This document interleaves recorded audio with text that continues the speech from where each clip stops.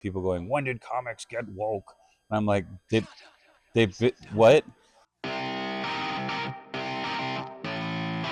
Welcome to Otter Nonsense, a breathing fire podcast from MSUM. I'm Derrick, and I'm sitting here today with Dave from Mindwave Comics. And yeah, it's just incredible having you be here. Thanks, man. I appreciate it. Dave, when did you start? When did you start Mindwave Comics? Mindwave Comics, I think, started up in 2008 originally, officially like LLC 2009. So it's been going a while. But, kid-friendly, all ages, comic company, running as long as that on our own has been pretty cool. So we're here at ValleyCon today. Yep. Um, you know, you've gone to a lot of these kind of conventions, haven't you? Yeah, I've been doing them since I was 17. So I've been at it a while. I'm 38 now, so this is year 21 Oh wow! for me. So yeah, I've been attending a lot longer than that. I've been going to shows I think since I was like 6 or 7. But yeah, actually tabling and doing my thing. So it's fun. Awesome. Well, let's just get it. What got you into comics? Growing up, my older brother and my dad and my mom to an extent too, like kind of just encouraged reading in general. So my brother and I would always read comics together. My dad would read us comics when going to bed. My mom, like my mom and dad had like a stash of comics, which is weird to say. Like people are like, oh, a long box, a short box. I'm like, no, it was like half of a grocery bag that had like the Monkeys and like Pink Panther comics, but then there's like a random Batman issue, an X-Men issue, a Spidey issue. So it was a really random array of books, and that kind of made me fall in love with it even more, just because you could do so many different things with it, and it was like a children's book on speed. Like it was just amped up. So I don't know. I just love the visual storytelling medium. Oh yeah, a visual.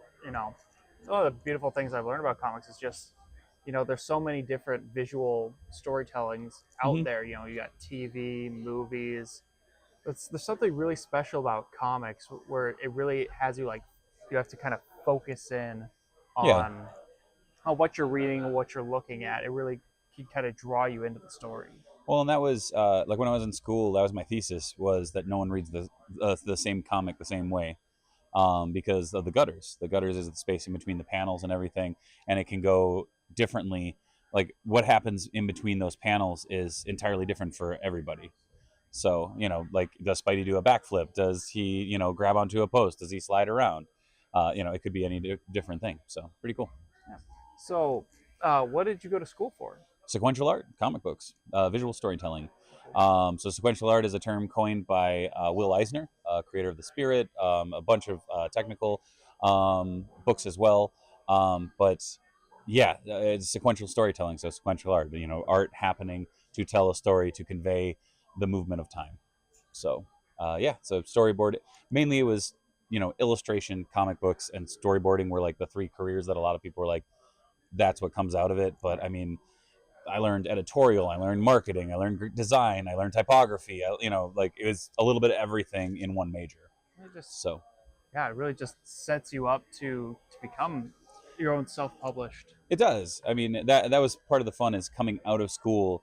Like they encouraged us to do mini comics and like to produce our own work to pitch out in the industry. So a lot of us that were in that major came out of it with either one or two books of our own or working. Like I started working when I was 19 years old. I was a sophomore. It was my first inking gig, and I got that through a portfolio review that the school provided. So it's pretty cool. Yeah. Um, so so have you out of college, like, did you just jump right into comics? Did you do some other jobs here and there? Yeah, I mean, the thing was, I was always doing comics, like no matter what day job or whatnot that I was doing. I mean, I worked every job under the sun, even when I was in school, just to help where I could, as far as like finances go and such. The goal was, okay, cool. If I can help with getting books, if I can help with doing this or that, it was my focus to get my degree and work in my field. And I mean, yeah, I worked Target, I worked as a bouncer, I worked, as a cook, I worked as a handyman. The thing was, but that entire time, I was coming back home, working at my desk and producing pages, and producing stories. So it was always priority.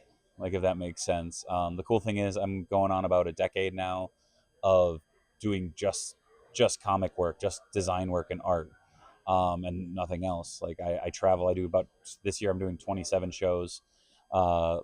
year alone. So yeah, like this is my life. Like I do this. I stream 3 days a week on YouTube, and I work in the professional wrestling industry as a gear and merch designer, and freelancing as a toy designer, comic artist, graphic designer. It's my life. Keeps you busy, I'm sure. Yeah. On top of all that, I'm a dad of two, so I have a very lovely patient partner. Shout out to Mai. She's lovely. Um, and yeah, so I'm very very lucky. So tell me about how Mindwave Comics was founded. Yeah. You got a co-founder, correct? Yep, Samir Barrett. So my buddy Samir and I, we were toying around with the idea of taking our two like kind of key characters that he had the Bolt, I had Wonder Boy, and we thought, well, what if we made that a universe? Like, what if we made that one cohesive world?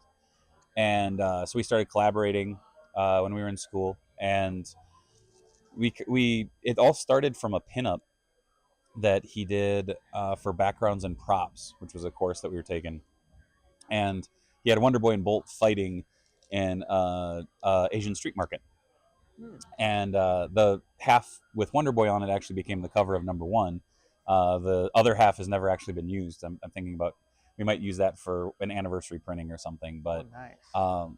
and after that, we kind of sat down and went, I think we could do this. Like I think this could be a thing, and so yeah, started writing and he was pumping out thumbnails, and then we were kind of reworking those thumbnails and reworking the pages. And I mean, we've been doing it 15 years, something like that, 16 years. And it's cool. Like, while I've been working in the comics industry, he's been in animation. So, he's worked for Nickelodeon and Warner Brothers and Disney, and I'm over here, ink and color and lettering for just about everybody under the sun. So, when we're not working on that, we work on our own stuff, which has been super fun and rewarding too. He's actually coming back to the Midwest here in a couple weeks for Twin Cities Con, so that we've kind of made that our once a year. He gets away from the West Coast and comes, hangs out, gets to see the kids, and yeah, and we hang out, and we have a new issue, Thunder and Lightning 3 debuting, so that'll be exciting. That is very exciting. So it's been a long time coming, but yeah. Yeah, I remember. First time I remember going to your stand was at Fargo Moorhead Comic Con in 2019. Right on. I think you were headlining with Elliot Rahal that Yep. year. Yep. Me and Elliot. It was good times. Yeah, me and my buddy Eric came up and talked to you guys for a little bit, I think, and I left it out in the car, but I brought my copy of Misadventures of Wonder Boy. Oh, very cool. Signed. And so, what kind of experiences have you had at these conventions where like if people come up to you and talk about like how much your work means to them? Or Yeah. The cool thing is, I've been doing it so long now that there was this kid who, I'm not gonna say his name just because I know he gets embarrassed by it. He came up 2 or 3 years into doing Mindwave, and he had drawn all over one of his hoodies to make a Bolt hoodie, and he like drew the logo on the back, and his mom was not super happy, but at the same time, like, Samir and I were over the moon, and so like we ended up signing his hoodie. And it was years later, he came up at another show and he's like, "Hey guys, do you remember me?" I'm like, "Yeah, you used to be a lot. You're the Bolt. You had the hoodie." And he's like, "Yeah." He's like, "I'm going to school for animation." that's And awesome. like that, like Mindwave Comics, like as a whole, I guess lit a fire under his butt to do something. And he actually just graduated. I think he's over at Warner Brothers now. So Wow. yeah, I'm like, yeah. It's weird to think that there's been that large of a span of time in working in the industry. Yeah. But yeah, he made it through. He's doing his thing. There have been kids who come up, "Oh, Wonder Boy was my first comic." I'm like, "What?" Because like I can tell you what my first comic book was. It was an Amazing Spider-Man issue, but it's kind of cool to have that impact of just like, "Oh wow, okay, cool." Like this is what you got you in. Okay. Yeah. So there's a profound sense of accomplishment, I guess, from that. as someone who grew up loving comics, to have someone come up and say, "This was my first comic. This is what inspired me to get into comics," or "This is what inspired me to do this," or even just even if it's just collecting, like that's huge. Like, I mean, the crazy thing is I've had Mindwave comics available via digital means in the past. All of them have fallen through or disappeared or Yeah. collapsed, and it's kind of cool that like the paper, the printed word is the thing that still carries through to these kids, and it's awesome. Yeah, no, it's incredible just how and obviously being in this space, going to these conventions, you open up the ability to receive that information a little bit more of Yeah, like how much like just some little thing that you do that you don't even necessarily think about can really have an impact on someone else. yeah. I mean, I'll give her a shout out right now. My friend Ella down in Artist Alley here at ValleyCon, she'd been coming up to my table for 2 years now, and at FM, Fargo Moorhead Comic Con, she came up and she's like, "How do you table?" I'm like, "You ask." And like she went up, talked to Tandy.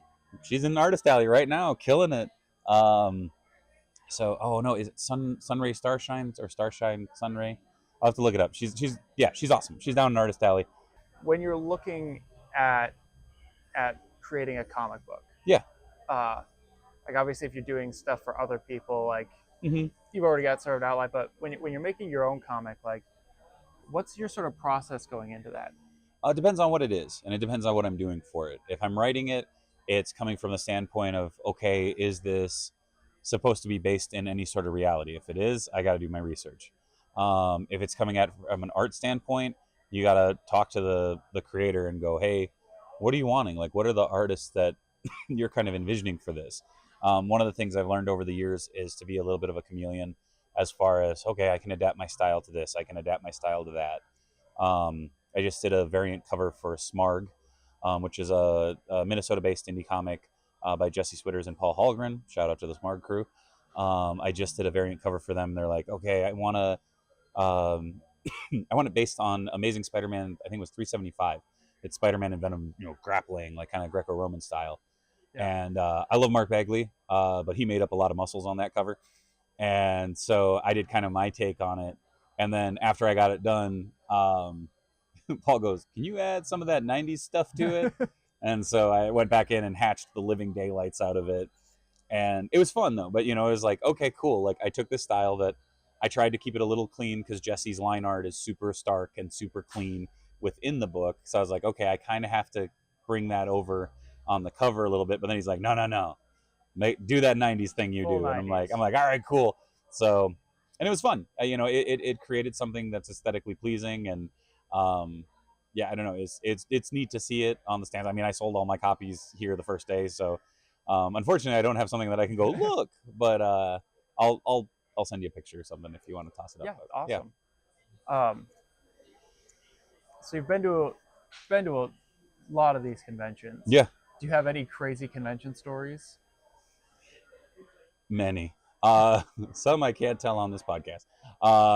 But I mean, part of the adventure of doing these is kind of finding your crew, finding your con family, for lack of a better term. Like Travis Bentley down there, my good friend I lovingly call T Honda.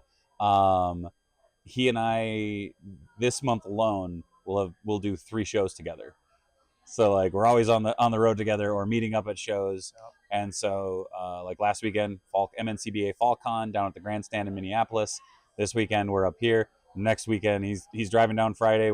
He's gonna hit my place. We're gonna drive up to Duluth, do a show.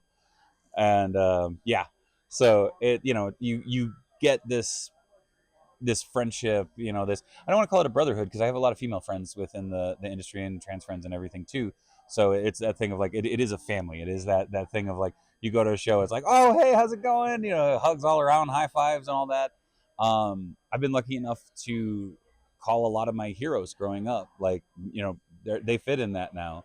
Going up and yucking it up with guys like Gordon Purcell or Phil Hester or Dan Jurgens, and it's just like 8-year-old me would be losing his ever loving mind. But it's that becomes part of it because it's hanging out with your friends.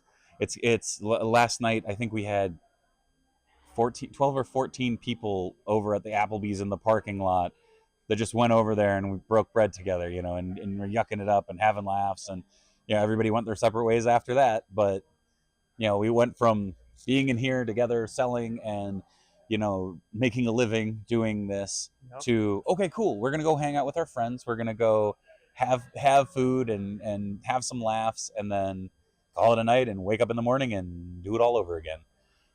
Yeah, But yeah, you're always, I think no matter what profession, you're always looking for camaraderie. So for sure. it is really cool. Obviously in the cities it's a little bit different, but up here there's not a lot in terms of comic connections and stuff like that. Oh So, yeah. so to have be able to go to these conventions and like meet people of the same that love the same things you Mm-hmm. do.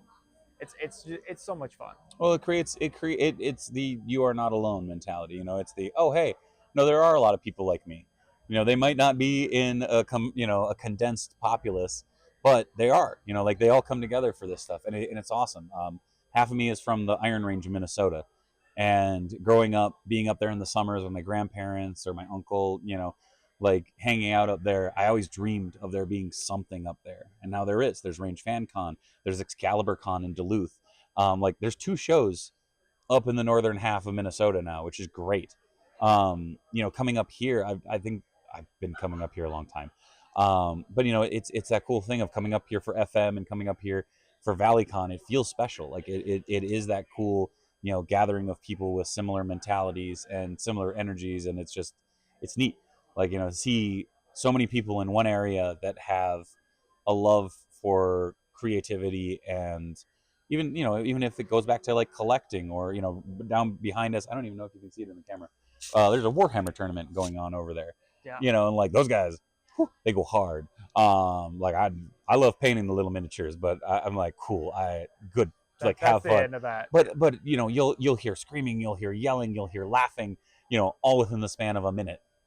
And I think that's fun. Like it's the same thing in some of the aisles. Not as much of the screaming, but you'll hear people laughing or telling stories with one another and reminiscing about stuff. There's a certain story in every object that comes to these shows, and it's kind of fun to see people enjoying those and sharing those. So Yeah, it's definitely really hard to come to one of these conventions and not spend a lot of money. yeah, I have the benefit of being behind a table. Yeah. So it's just like cool. I have to be here. I have to stay. That being said, I think I bought a few things already. Yeah, it's I'm from the Fergus Falls area, Oh, right on. and I've been recently getting into comics. I've always loved a lot of like your Marvel and DC characters from like TV shows and movies and things like that. Mm-hmm. But I never really had great access to comic books, Mm-hmm.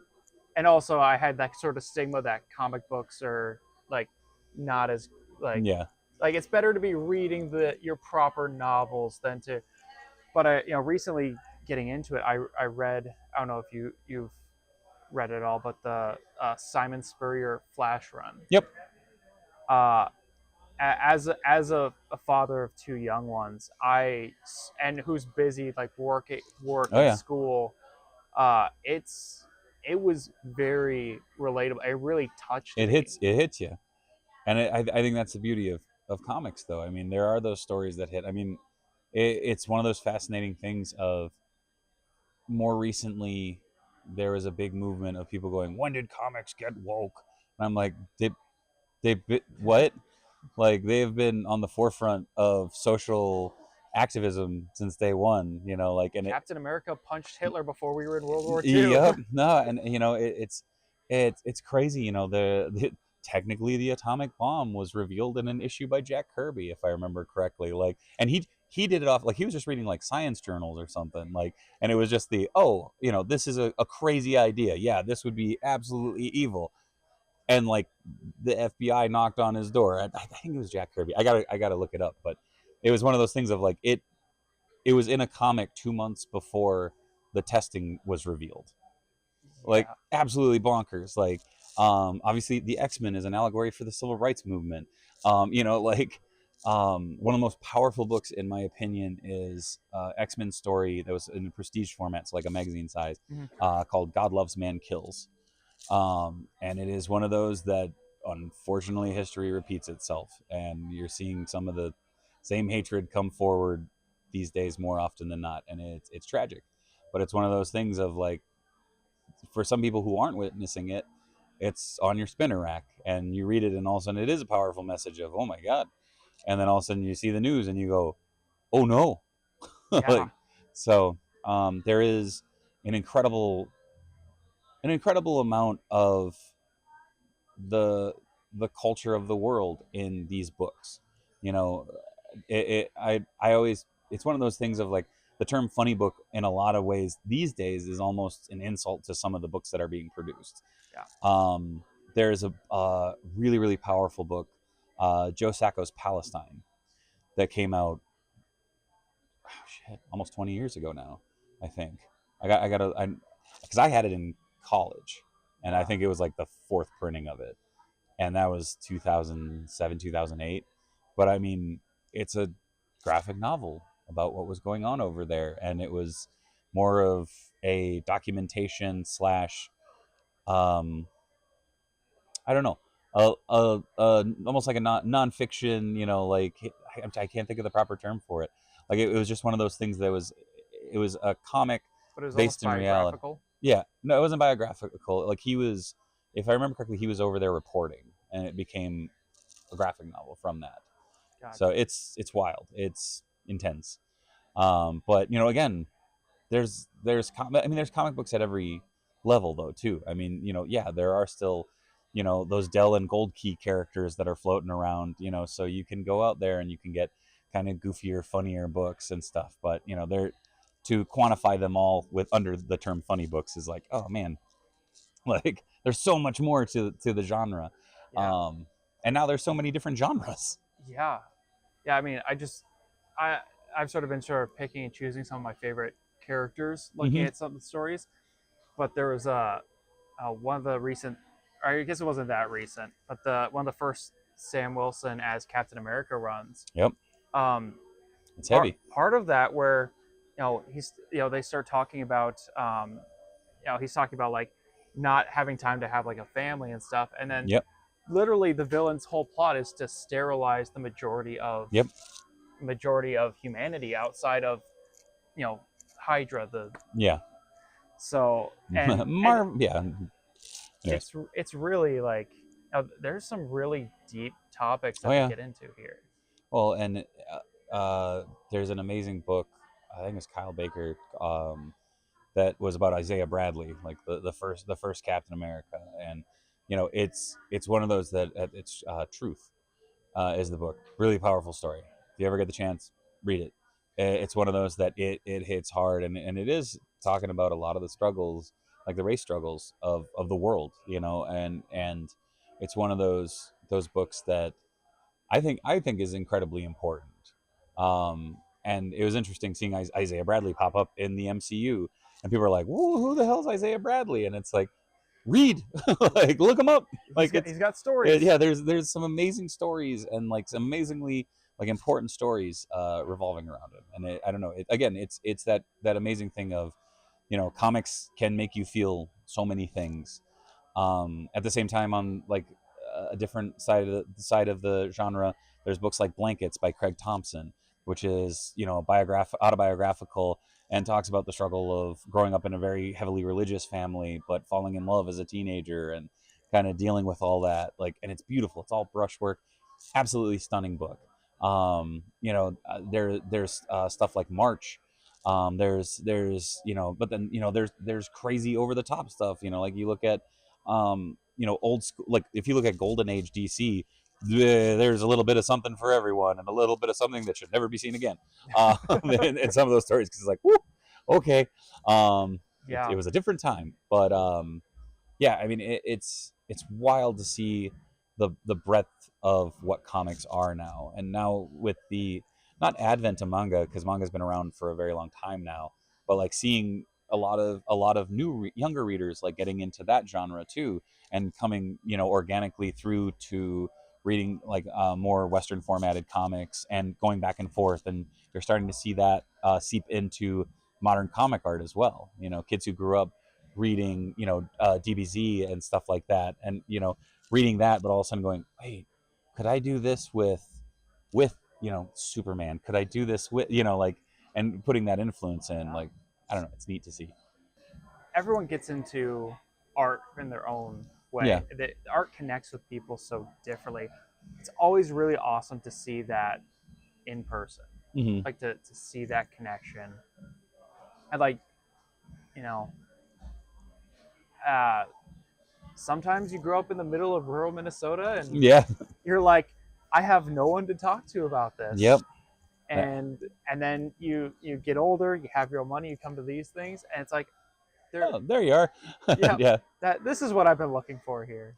I mean, I will say it's that funny thing of like growing up. Like I was born in '87, so it was that thing growing up, like reading comics. Oh, you're a nerd, you're a geek, and I'm like, it's really really funny because like I have so many of my classmates and stuff from high school, middle school, elementary school that'll come up to me at shows and be like, "Oh, this is so cool to see." I'm like, "Man, you used to give me so much crap," Yeah, like, such a hard time. yeah, and it's that funny thing of seeing how that has evolved, and it is a part of pop culture. It is, I mean, it's cool to be a nerd, these days, and it's popular to be a nerd, and I'm okay with that. Like, it's kind of one of those things of seeing my son, well, my sons, both of them, but my 9-year-old is in school, and seeing him, come home and be like, "Hey, Dad, look, I checked this out," and like he's bringing home like a Pokemon manga, and he's like, "Dad, look, that's in the school library," and I'm like, "That's insanely cool." Like the closest I had was there was a collection of the Batman and Superman comic strips at my middle school that they had collections of that were library bound in like the 70s, and I'm pretty sure they just didn't know that they had them. I was probably the only person who checked them out. Probably. They were musty and dusty, but I check those things out all the time. But now, yeah, there's like Bone is on the shelf, Jeff Smith's Bone, like just chilling there, and it's like, hey, all right, cool. So, what would you say influences you the most when you're creating? Is it like, are you more influenced by the idea of a story, certain like visuals? A little bit from column A, a little bit from column B. I mean, it. You kind of pull from what's around you. I'm very lucky at my home. I have a studio. It's kind of a bowling alley of a room. It's a really narrow room, but like I'm a toy collector, so like all my figures are around me, my books are around me. Like, so it's like, oh man, what was that? And like I have random reference books that I've accumulated over the years. So I'm like, oh, I want to look up this, I want to look up that. And like I'll just roll around my studio and like grab something out, or I'll get up, I'll go over, grab a reference book, or grab I have a bunch of textbooks from when I was in school. Understanding Comics by Scott McCloud still is one of the greatest educational texts if you want to learn how to make comics. And I have a beaten to crap version of one that sits. It's on. I have a bookshelf on my desk that I built in, and yeah, so I have that there. And every so often, I'll take it out. I'll review. I'll go back to basics, and I don't know. Like I said, it's a little bit of everything around me. Like it's the idea of working up scripts. It's like, okay, what do I want to convey with this? What emotion do I want to do? Where do I have to get to in order to get to the next step? If I'm working on an episodic book. If I'm working on more on a graphic novel format, it's like, okay, I'll take my big brick of a story and I'll break it down into big chunks and then break it down from there. And from there, each one, again, you might be looking at aesthetics, you might be looking at environments, you might be going any which way. For instance, Misadventures of Wonder Boy, Armstrong High, the high school that Wonder Boy goes to is my middle school, because when I was cleaning, when my mom moved house, I found it was actually a map for conferences, and it was a top-down blueprint of the school, and I'm like, this is amazing reference. Like, so I took that, I copied it, or I scanned it in, I blew it up, and I just kind of started cleaning it up and going, okay, well, this is where his locker is, this is where Katie's locker is, this is where, so I literally had a blueprint for where everything is in the school. That's And very convenient. yeah, but it was that thing of, well, I needed a school. And so you can go online and you can, I mean, don't look up blueprints of schools, you'll get on a list or something. But it was that thing of, all of a sudden I had this base reference that I could then model off of. So I started doing a little CAD model of like, okay, cool. Like I'm going to build up the basics of this so I can adjust my literal camera in the space to be like, okay, this would be a cool shot. You know, this would be a cool panel. This would be a cool panel. And it just kind of opens stuff up. So I guess we'll leave off with this. If there's one like popular character that you'd like to write a story for, who would it be? Easy answer, Spider-Man. I'd love to do a Spidey story. That being said, I know there are a ton of restrictions at Marvel. One of my all-time favorite comics, though, is Madman by Mike and Laura Allred. I would love to write a story with Frank Einstein. Frank Einstein is Madman. It's just a zany, wild book, and like, if I ever got the opportunity to collab with the Allreds, that would be a dream come true. I love their stories. I love their energy that they put out. I mean, they've worked on Marvel, DC. You know, they've worked all over in the comics industry. But Madman is their Wonder Boy. Right. It's the character that Mike created so long ago, and he's still telling those stories, and it's so cool to see. It's so cool to see the characters evolve along with them. So yeah. Right. Well, thanks for stopping, and you're busy. Yeah. Set this up, so I appreciate you taking the time to Heck yeah, dude. Anytime. talk about this. This has been Dave Wheeler, co-founder of Mindwave Comics, and just overall awesome guy. Aww. This has been Otter Nonsense, a Breathing Fire podcast. See you next time. That's an awesome title.